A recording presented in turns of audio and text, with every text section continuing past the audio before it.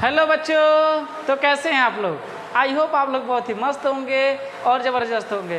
तो बच्चों, हम आ गए हैं फिर से एक बार और आप लोगों के लिए प्रश्नावली 1.2 को लेकर। बच्चों, आज की क्लास में हम लोग प्रश्नावली 1.2 के सभी क्वेश्चंस को सॉल्व करेंगे बहुत ही शानदार तरीके से। ओके, तो चलिए आज की इस क्लास को हम लोग स्टार्ट करते हैं।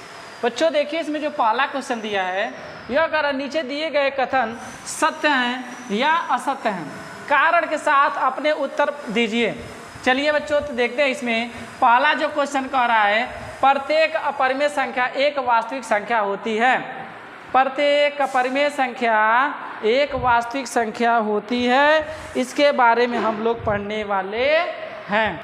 तो चलिए इसके बारे में हम लोग पढ़ते हैं। बच्चों इसमें देखिए कह रहा है कि प्रत्येक अपरिमेय संख्या एक वास्तविक संख्या होती है। प्रत्येक अपरिमेय संख्या एक वास्तविक संख्या। तो बच्चों इसके पहले वाले हमने इंट्रोडक्शन क्लास में आपको बताया था कि जो वास्तविक संख्या होती है, वास्तविक संख्या जो वास्तविक संख्या होती है कौन कौन सी होती हैं, तो सभी प्रत्येक परिमेय संख्या, प्रत्येक परिमेय संख्या और प्रत्येक अपरिमेय संख्या, वे सभी संख्याएं प्रत्येक परिमेय संख्या, प्रत्येक अपरिमेय संख्या, ये सभी क्या होती हैं, तो वास्तविक संख्या होती हैं। तो बच्चों इस तरीके से हम कहेंगे कि प्रत्येक अपरिमेय संख्या एक वास्तविक संख्या होती है और यह लल्ला हमारा क्या है, सत्य है। ये क्या लल्ला, हम कहेंगे गुरुजी यह हमारा क्या है, सत्य है। क्या है, सत्य है। कारण आपने बता दिया कि क्या होते हैं, प्रत्येक परिमेय संख्या और प्रत्येक अपरिमेय संख्या दोनों क्या होते हैं, वास्तविक संख्या होते हैं। इस तरीके से आप लोग लिख सकते हैं। ठीक है, इस तरीके से लिख ही नहीं सकते बल्कि इसी तरीके से आपको लिखना भी है। कारण जो पूछ रहा है तो लिखना है प्रत्येक परिमेय संख्या और प्रत्येक अपरिमेय संख्या दोनों वास्तविक संख्या हो सकती हैं, इसीलिए प्रत्येक अपरिमेय संख्या भी एक वास्तविक संख्या होती है। ओके, नेक्स्ट क्वेश्चन आगे चलें। चलिए नेक्स्ट क्वेश्चन दिया है, संख्या रेखा पर, संख्या रेखा का प्रत्येक बिंदु रूट यम के रूप का होता है जहां यम एक प्राकृतिक संख्या। क्या ये सही है? यानी कि जो हमारे पास से जो संख्या रेखा होती है क्या होती है लल्ला, संख्या रेखा +1 होता है, +2 +3 +4 डॉट डॉट डॉट -1 -2 -3 -4। क्या ये सभी जितने भी संख्या होती हैं क्या यह रूट यम के रूप का होगा? तो हम कहेंगे नहीं होगा। क्यों नहीं होगा? यहाँ पे देखिए कुछ कह रहा है यम के रूप का होगा जहाँ पे यम एक क्या होना चाहिए लल्ला, एक प्राकृतिक संख्या होती है। जैसे मान लीजिए अगर हम देखते हैं एक रखते हैं, यम का मान 1 रखेंगे तो रूट में क्या हो जाएगा, 1। रूट में अगर हम 2 रख दें, रूट में हम क्या रख दें, 3 रख दें, रूट में हम क्या रख दें, 4 रख दें। देखिए तो रूट में समझ में आ रहा है, लेकिन यहाँ पे अगर रूट 4 की बात करें तो ये बाहर निकल जाएगा, क्या हो जाएगा, 2 हो जाएगा, जो कि संभव नहीं है। तो हम कहेंगे सभी यानी कि संख्या रेखा का प्रत्येक बिंदु रूट यम के रूप का होता है जहाँ यम एक प्राकृतिक संख्या है, तो हम कहेंगे यह नहीं होता, यह असत्य है। यानी कि सभी प्राकृतिक संख्या को हम लोग क्या करते हैं, रूट यम के रूप का नहीं लिख सकते हैं। ओके, इसको हम लिखेंगे ये भी क्या है लल्ला, हमारा असत्य। ये क्या हमारा असत्य है।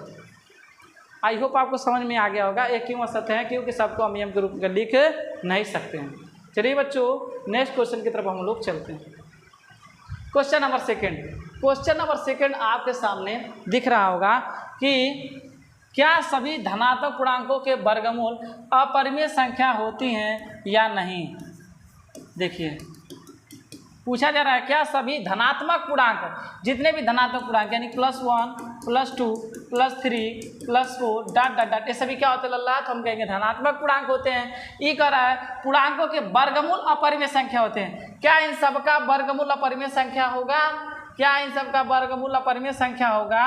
तो हम कहेंगे सर जी नहीं होगा, नहीं होगा, नहीं होगा। अब क्यों नहीं होगा, तो देखिए आप कर रहा है, तो एक ऐसा संख्या का वर्गमूल उदाहरण दीजिए जो एक परिमेय संख्या होगा। अब बताइए इनका सबको हमको क्या निकाला वर्गमूल, तो बताइए √2 का वर्गमूल होगा, नहीं होगा। √3 का वर्गमूल होगा, नहीं। लेकिन √4 का क्या होगा, आपका वर्गमूल होगा, और वो क्या हो जाएगा, 2 हो जाएगा।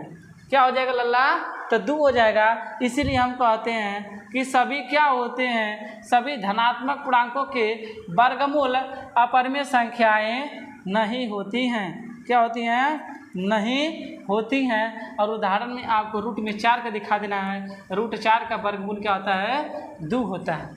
ओके, समझ में आ गया, कोई दिक्कत है नहीं है। तो चलिए अब हम आगे चलते हैं।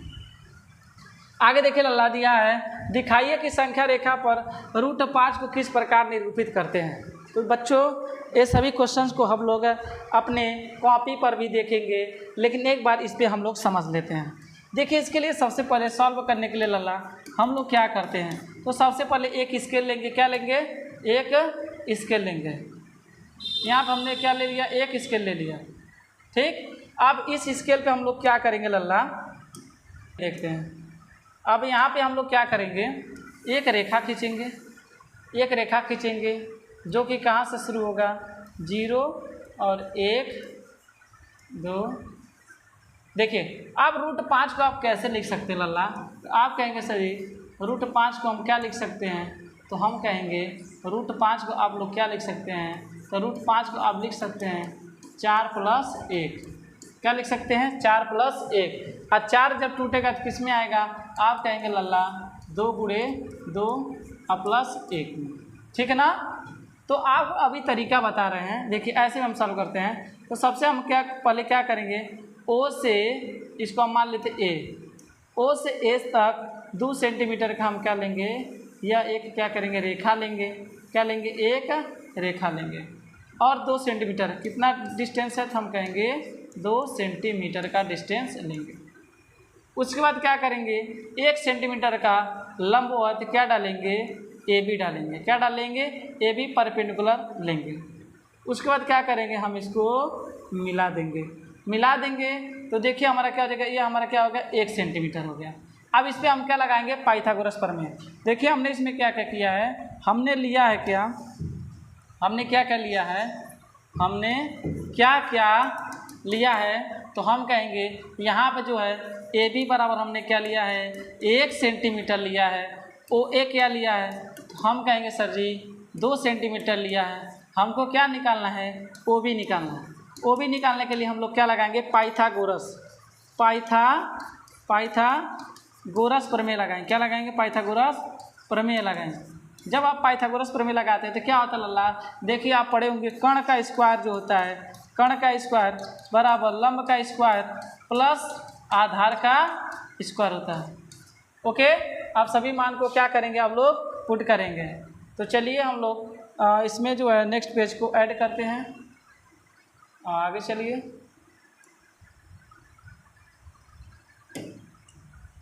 अब यहाँ देखते हैं हम लोग। तो हमारे पास क्या था, एक लाइन था, यहाँ से हमने 0 से लेके 2 सेंटीमीटर तक हमने यानी कि O से A लिया, और इसका जो डिस्टेंस था वो क्या था लल्ला, तो हम कहेंगे 2 सेंटीमीटर था। यहाँ पे परपेंडिकुलर यानी कि 90 डिग्री हमने एक रेखा खींचा जिसकी लंबाई क्या थी, 1 सेंटीमीटर थी। इसको हमने मिला दिए बहुत प्यार से, ये हमारा क्या था, B था। हमने लगाया पाइथागोरस प्रमेय।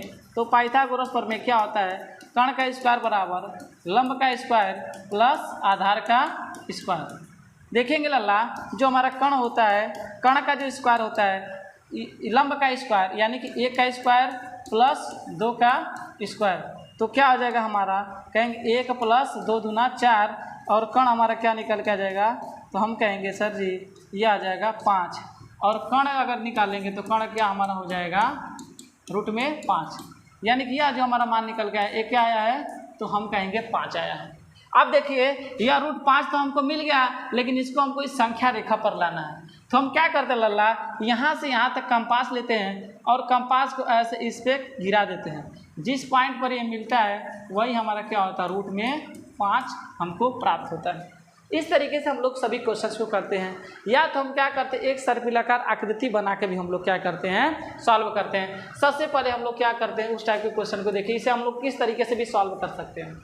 यानी कि हम क्या करेंगे, सिर्फ 1 सेंटीमीटर का लेंगे, यहाँ से 1 सेंटीमीटर का हम लोग लेंगे डिस्टेंस, और 1 ही सेंटीमीटर हम लोग क्या लेंगे लल्ला, तो हम कहेंगे लंब लेंगे, यानी कि इसका जो है परपेंडिकुलर लेंगे। यहाँ से लल्ला हम लोग सॉल्व करेंगे कि हमको क्या मिलेगा, रूट में 2 मिलेगा। फिर यहाँ से हम 90 डिग्री पे एक लंब लेंगे 1 सेंटीमीटर का, इसे हम लोग मिलाएंगे तो आपको मिलेगा रूट में 3।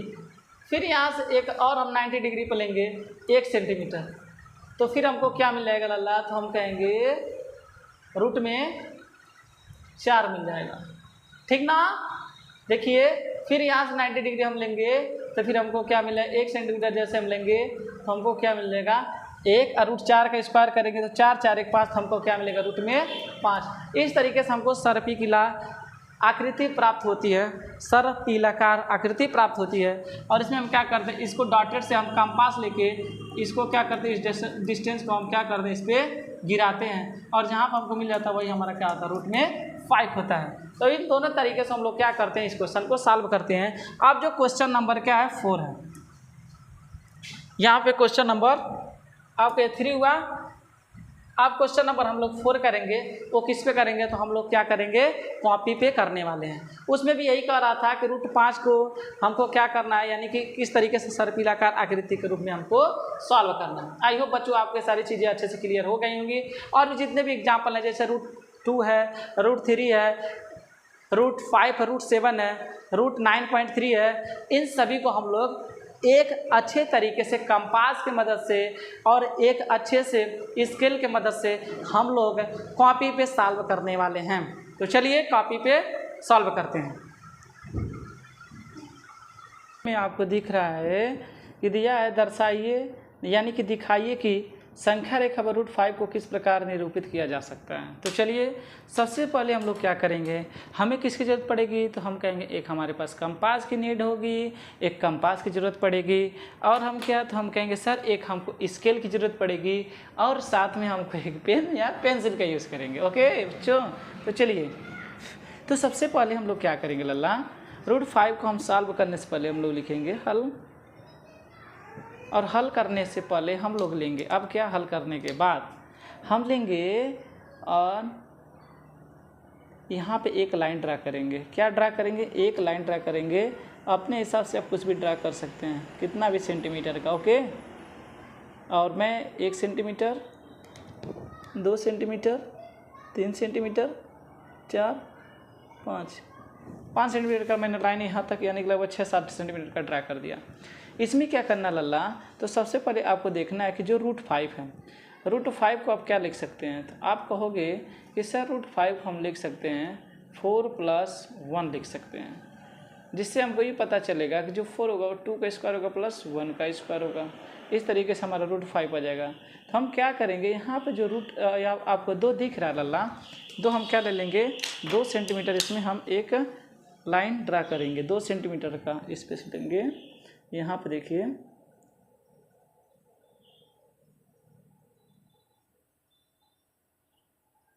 यहाँ से हम लोग लेंगे 2 सेंटीमीटर। देखिए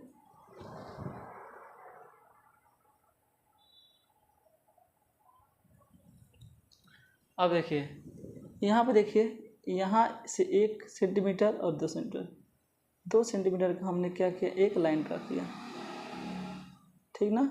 2 सेंटीमीटर का हमने लाइन ड्रा किया यहाँ तक।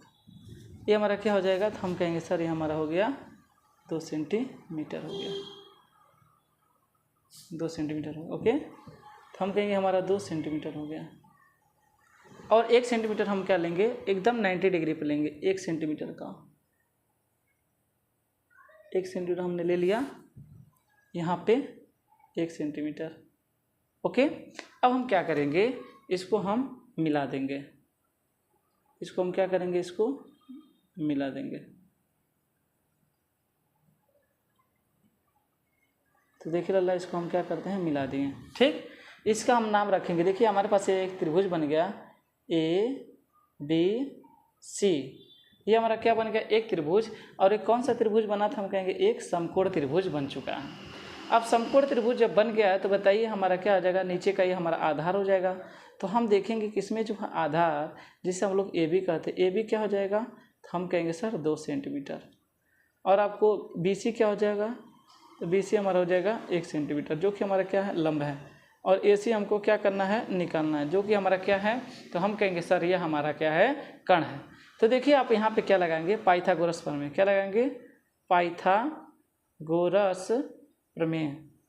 पाइथागोरस प्रमेय आप लगाएंगे तो पाइथागोरस प्रमेय क्या कहता है, तो हम कहेंगे होता है कण का स्क्वायर, कण का स्क्वायर बराबर लंब का स्क्वायर प्लस आधार का स्क्वायर।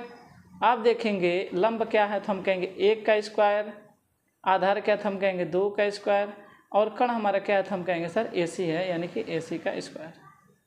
यहाँ से हम निकालेंगे AC का मान 1 + 2 दूना 4 हो जाएगा, 2 का स्क्वायर, इसको जोड़ेंगे तो क्या आएगा, 5 हो जाएगा। और AC जब हटेगा यहाँ से स्क्वायर तो जाके क्या हो जाएगा, √5 हो जाएगा। तो इस तरीके से AC का जब मान हमको मिल गया, क्या होगा, √5। तो हम कहेंगे √5 हमने तो निकाल लिया, लेकिन इस √5 को हमको इस नंबर लाइन पे यहाँ पे यानी कि इस पर शो करना है, प्रदर्शित करना है। तो क्या करेंगे, हम एक कंपास लेंगे। क्या लेंगे, कंपास। कंपास में हम पेन को क्या करते हैं सबसे पहले, तो चलिए बच्चों अब हम देखते हैं। अब हम क्या करेंगे लल्ला, तो यहाँ पे A और AC की डिस्टेंस को लेंगे, इस कंपास में AC डिस्टेंस को लेंगे और उसको हम क्या करेंगे, ऐसे इस तरीके से हम ड्रॉ करेंगे। देखिए हमने इस तरीके से इसको क्या किया, ड्रॉ किया। तो जहाँ पे जिस पॉइंट पे काट रही है, जिस पॉइंट पे काट रही है वही आपका क्या हो जाएगा, तो हम कहेंगे वही √5 हो जाएगा। यहाँ देखिए इस पॉइंट पे काट रही है तो यही जो पॉइंट हो जाएगा, यह पॉइंट क्या होगा, √5 होगा। तो इस तरीके से लल्ला हम लोग √5 को संख्या रेखा पर प्रदर्शित करते हैं, यानी कि निरूपित करते हैं। ओके, तो बच्चों आप बताइए कि आपको वीडियो कैसा लगा। आज के लिए बस इतना ही, फिर नेक्स्ट आगे के क्लास में मिलेंगे।